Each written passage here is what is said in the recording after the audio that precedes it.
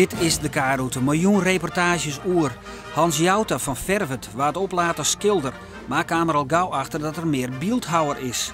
Snooi leveren hij zien marathonrieders in Jennewoud op. Sommige Friese showkorpsen maakt je haar kleer voor het Wereldmuziekconcours in Kerkrade in juli. Alroende sneun, waar er mooi elkaar oefenen in het Cambuurstadion. En in Beesterswaag uit Van Hoezet een Poolse kunstenares. Ze duikte in de skiernis van haar uit Van Hoezes adres en maakte daardoor een kunstwerk van Snobbesgoed. Alroende snoeien is in Jennewoud een kunstwerk onthuld van de marathonrieders Jeen Wester, Hilbert van der Duim en Jos Niesten. Het is gemaakt door Hans Jouta van Vervet. Jouta maakt het vaker beelden in opdracht. En een kenmerk van zijn werk is dat het altijd goed schenk is wat het voorstelt. En dat hebben de meeste mensen toch nog altijd het liefste. Maar ook in zijn vrije werk is hij behoorlijk productief. Anja Vederdaal zocht hem op. Hans Jouta werkt en werkt op het bedrijventerrein van Vervet. Hier heeft er alles om hem heen wat er nodig is om zijn beelden te maken. Het lijkt meer een smidderij als wat je in eerste instantie voorstelt van een kunstenaarsatelier. Zijn huid weer een smid in Hovert. Als student aan de kunstacademie in Grains wie hij aan het schilderen. Maar doet er in Parijs de beelden van Rodin zich, wie er daarvan zo onder de indruk dat er voort voor studierichting verloren en van die tijd al in het ijzerwerk zit. Als kunstenaar is hij liet zelfstandige en maakt er beelden van personen, mensen in opdracht.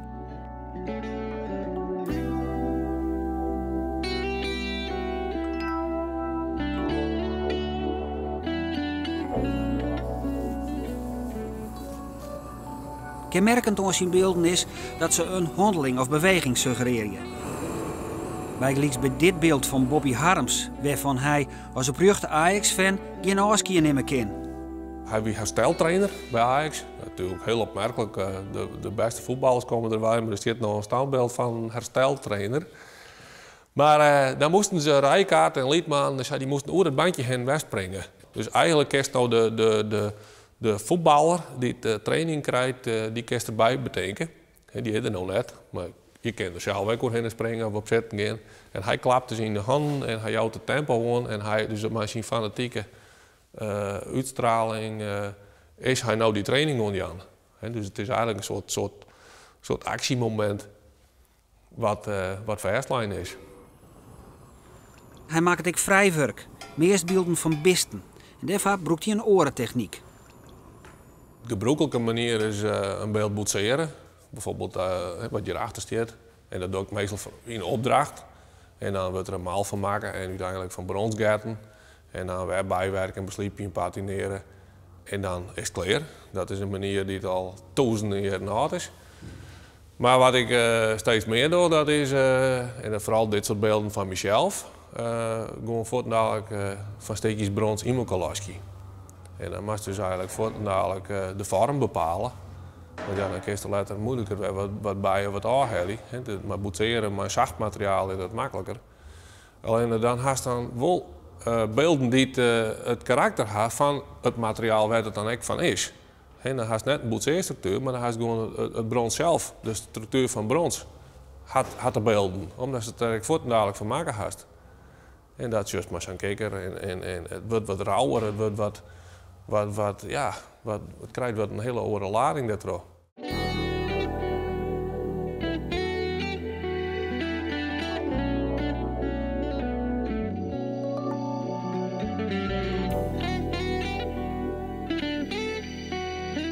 Ik maak een soort beesten. Eigenlijk mijn inspiratie is voortdurend in mijn eigen omgeving. En dus vogels en hazen. En andere dingen die ik gewoon om je heen zie, probeer ik hem in een bepaald moment te vangen. De mozen, zoals je zuiverhuis op een werkbank praktiseren kennen, daar spat erop. Nou, dat vind ik machtig om dat vast te lezen. Omdat wat een spannend moment is. Ja. Kijk, zoals bij die kikker. Ja, die kikker die springt zo uit de wal bij de sleet in. Als het bij een sleer langs is, nou, dan is dat geregeld. Dan is het in één keer plop plop, dan springen ze erin. In atelier Ton ter Linden op een Veenhoop is op dit stuit een expositie van zijn vrije werk.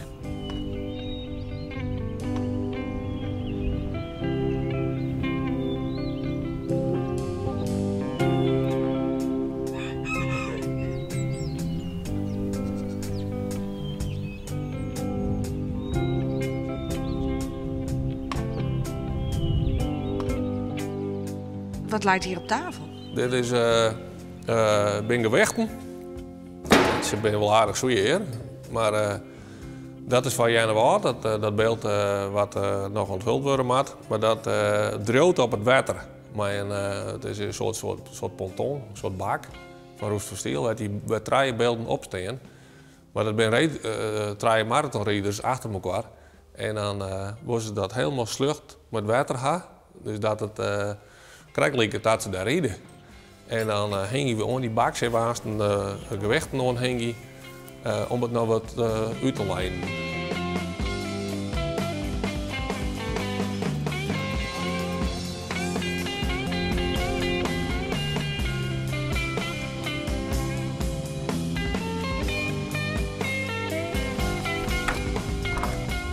Dat ben je in Wester, Hilbert van der Duim en Jos Nisten. Die hadden een model van staan. Ik ga er wel mijn eigen interpretatie van maken, maar ik heb wel een maat opgenomen. Dus het zal in ieder geval van afstand wel aardig overheen komen. Het is nou aanleiding van die marathon die ze er hadden, had het natuurlijk iets leid. Het is een klassieke marathon en hier in Wester wie de eerste winnaar. Dus daar rijd ik voor op.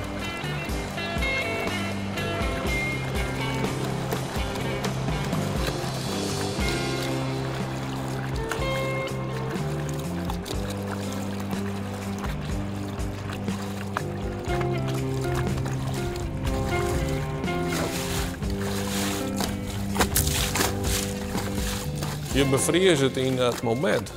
En dat is het ongewone trekken wat aan. Het beweegt net meer, maar je krijgt het gevoel als je praktiseert dezelfde volgende stap erbij.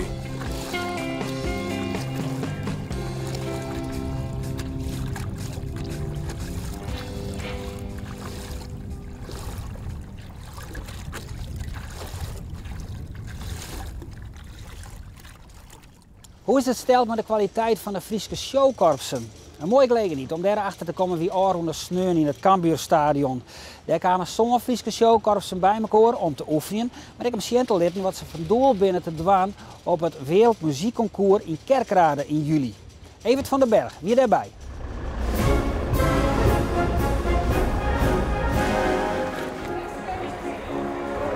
Mijn functie is veldorganisator en ja, voor op- en afmarsen van de korpsen, van de media. Regisseur, ja.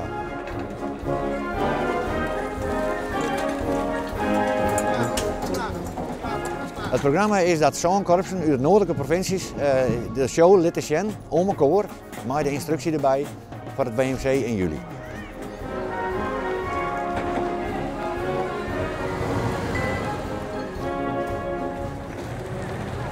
Het is wel heel vroeg in de jaar nog. Maar in de voorbereidingen moet je dit soort informatie broeken en daarom is het ontstaan van we kunnen van elkaar leren. En dat is belangrijk voor de leden en voor de instructie.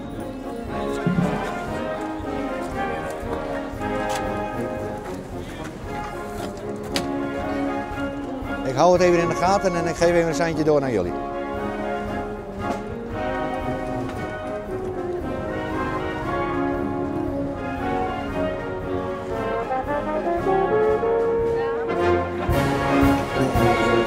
Jullie gaan wachten tot het welkomstwoord van de lady speaker.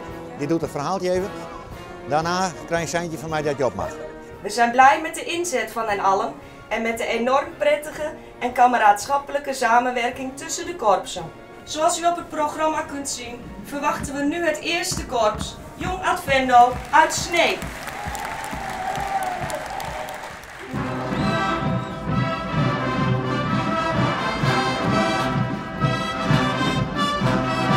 Dit hartstikke best. Mooi op tijd alweer. Sintje erbij. Wat wil je nog meer? Altijd goed.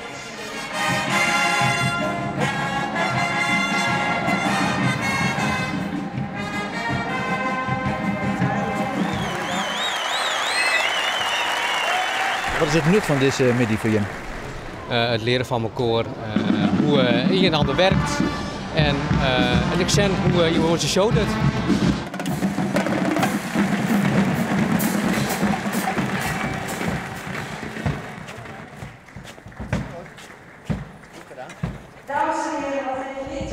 De spanning in er weer af. We krijgen nou Crescendo. De Bicycle Showband. Die ben ik al overal geweest. In het buitenland in Japan en het is folklore, hè? Ja, geweldig, ja. Wij zijn heel uniek. Ja? Ja. Wij zijn het enigste korps in de wereld die op een fiets muziceert. Is dat ook een handicap, wees eens eerlijk? Een handicap. Ja, je moet blazen en fietsen tegelijk, hè? Ja. En dan figureren. Dus dat valt net altijd in ta. Maar ja, oefening baart kunst. Dus.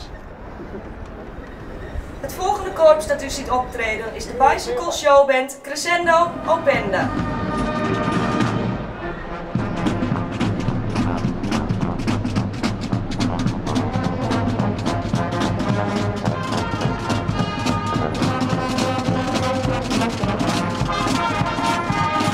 Ja, Friesland staat heel erg hoog aanstreven. Iedereen in Kerkrade of in Limburg die kent het Pasveerkorps, iedereen die kent het Venlo Sneek. En alle korps in Nederland die zien op naar het niveau van het Venlo en van Pasveer. Ik ben heel benieuwd naar het Pasveerkorps. Alles onder controle heb je? Helemaal geweldig, ja geweldig. Mooi hè, dit zo'n fietskorps. Echt wel. En op zo'n veld. Ja, ik vind het knap. Heel knap.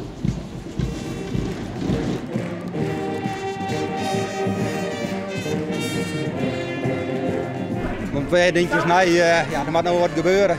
Een beetje spanning erbij. En, maar over het algemeen, ik denk dat we net ontevreden waren mee. En we hebben nog een aantal weken om rond te werken. En ik kom naar de puntjes op de i te zetten.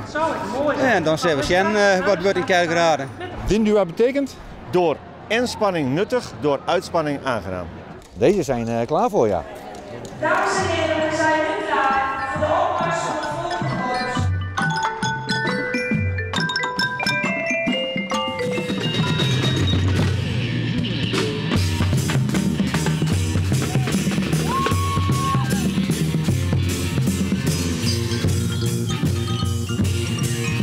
Hey, je weet ook niet van wie die auto is, hè, die Griezen. Dat is een ideale opstelling inderdaad.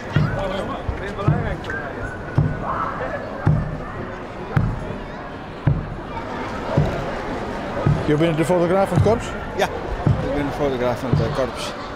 Takostu. Ja, precies. Dat is tamboer. Dat kost je even. Korps. Studio. Ja, klopt. Ja. dat zeg je er net op. Hoe doen ze het? Goed. Ja, dat gaat goed. Dus de show zit er zo goed als in. En nou ja, we zullen het zien.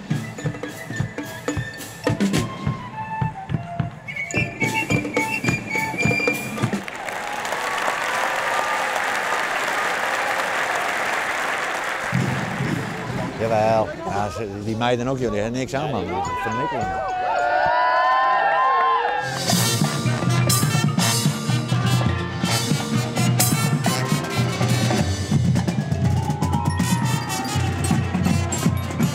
Het Venlo komt dan eerst, en dan de Pasveer nog, en dan in de middag alweer om.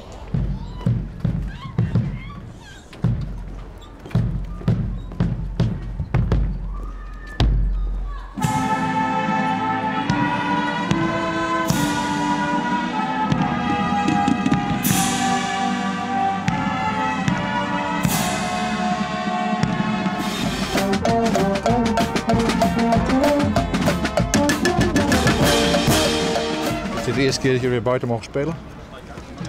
De show voor het publiek? Dit is de eerste keer voor het publiek, ja. Plaats! Rust!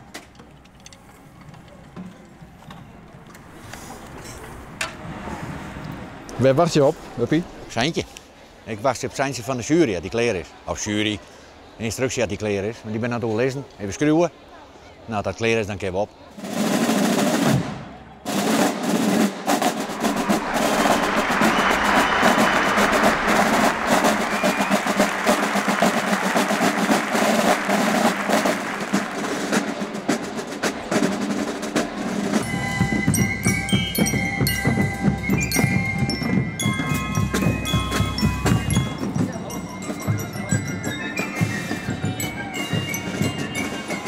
Nee, mooie middihand, mooi droogwest, wel koud, het is vernikkelen zowat, maar dat jouwt niks.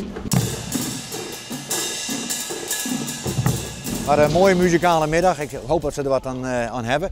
Dat ze mekaars fouten en goede dingen bezorgen. En dan moet het goed lukken. En in juli is pas, dus het kan nog wel hier komen.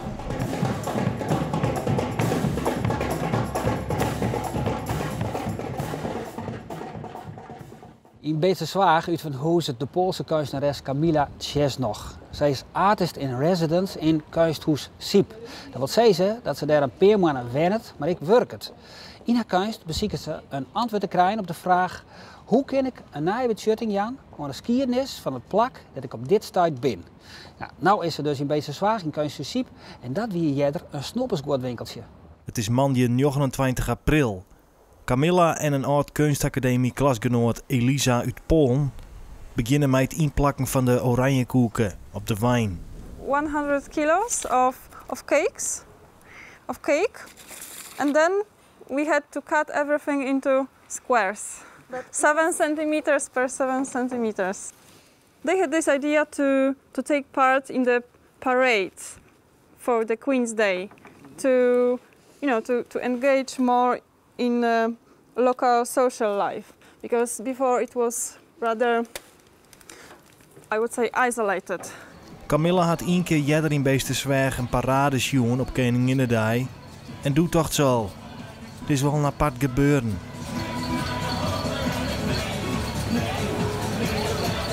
My first impression about the house was that it looks a little bit like a fairy tale house, a gingerbread house from the fairy tale. And then I was told there was a real candy store in this house before. I mean, there was family living there, and they produced and sold traditional candies made of butter and sugar. And they were very popular in Friesland. Apparently some atmosphere still left in the house. You smelled it? Yes, I followed my nose. In haar orenprojecten ontstaat meestal reuring omdat ze gevoelige zaken onsnijdt uit het verliezen.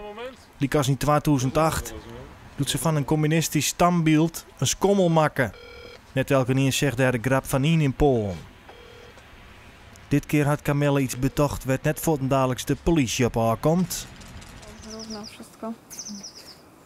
Wyszalejemy to, że tak. Tak. What was that about?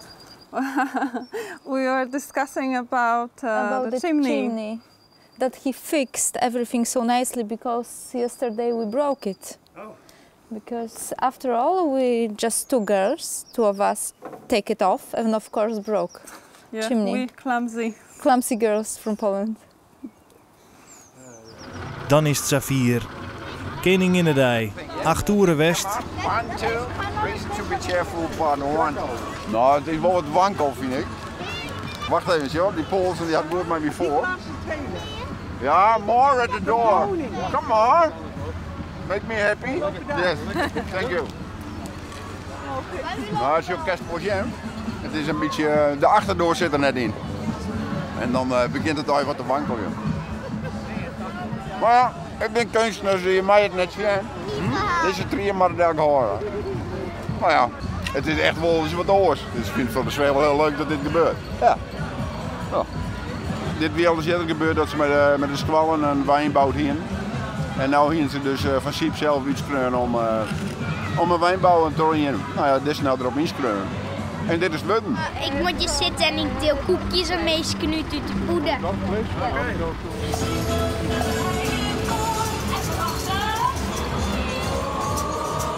Yeah, my impression is like it's always going together with the childhood dreams. It has something like now she's adult person and she still have those dreams and she wants them to come to truth.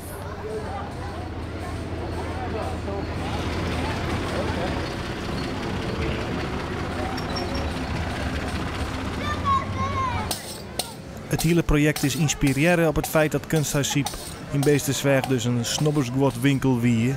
En het wie net zomaar een winkel, maar ze verkochten de legendarische skroor boeterbaltjes. En Kamila is bij de zoon van de eigenaar west van het pand. Mijn grootouders zien daar ook al een kruidenierswinkel in. En die maken ook al de boterballetjes. En op een weg daar weer meer mensen dus die boterballetjes maken. Maar uiteindelijk zijn de Skroors, beroemde Friese boterballetjes, er overgebleven omdat dat de beste waren. Dus mijn opa die zou dus toen met zijn broer in die in 1943 stonden dus de wederverkopers van Ziekje. Maar dat lukte net, want het product dat was maar eigenlijk een week of 6 houdbaar. En dan begonnen ze te verzoekeren. Mijn ouders zijn verstoren en de laatste jaren toen heb ik hulp en dan ga ik wel zelfstandig de boterballetjes maken. Want toen kon het net bij de waan, toen weer een jaar of 82, toen werd er wat minder. En toen heb ik dat overgenomen en die mem die de verkeer. Maar ja, mem heeft toch echt een hoofdplan van Laus Walters en Wim Kam en Wim Sonneveld. En ja, ik had daar nog een hoop, dus die zeggen jammer dat het er net meer is. Ja. It's very important to have some background which history creates. It's fuller somehow. And you want to show it? Yes, actually I usually want to highlight the history of the place. Yeah. This is it's my aim, I would say. Or play with the history as well. I came from real rush and rush noise and hurry. Hurry. And here is everything on its place. Yeah, in order. A bit boring maybe, or? I don't have this feeling. No, or not yet. I mean, it's easier to concentrate on the work.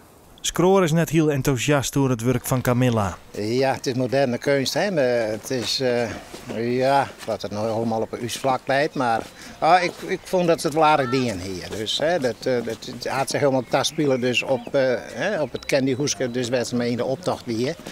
Ja. Maar in het huis zelf weer er eigenlijk weinig van waarom te vinden. Maar een film en interview met de man en wat oude krantenartikels bent de Sjen ontzoommaaien nog in Kunsthuis Siep.